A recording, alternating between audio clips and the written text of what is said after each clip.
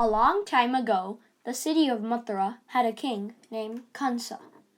He had a sister named Devaki. Devaki was in love with Vasudev and they planned to get married.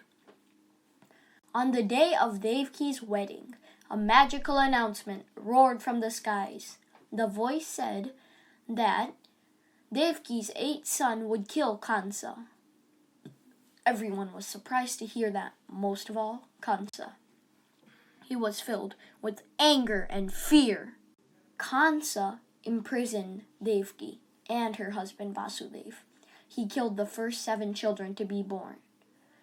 Then he eagerly waited for the birth of the 8th son. Finally, the moment would arrive when the 8th child of Devaki was born. Krishna was the 8th child who would slay Kansa. The prison was filled with dazzling, blinding light.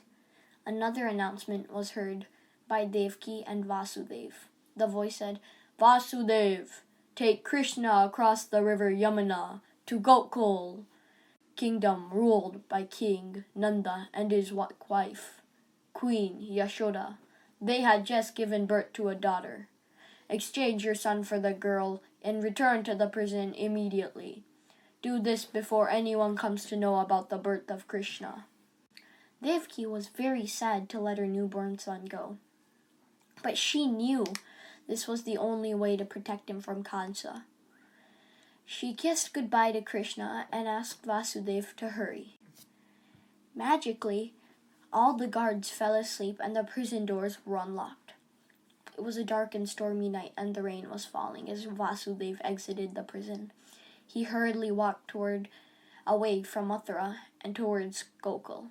Gokul is located on the other side of River Yamuna, and so Vasudev prepared to cross the river in a storm. Yamuna had big waves and the water was rough. It looked risky to cross the river and Vasudev was worried about little Krishna. As he cautiously stepped into the river, a huge black snake appeared with his head raised from the water behind. Vasudev was scared at first, but soon realized that it meant no harm. The snake positioned its hood like an umbrella to protect little Krishna from the rain. The snake was none other than Sheshnag, the snake god. When Vasudev finally arrived in Gokul, everyone was asleep. The baby girl was born in the house of Nand and Yashoda. Vasudev placed Krishna in the cradle and took the little baby girl back with him to Mathura. When Kansa heard of the birth of the 8th child, Vasudev and Devaki, he rushed to the prison. He tried to kill the baby girl, but she flew away from his hands and disappeared.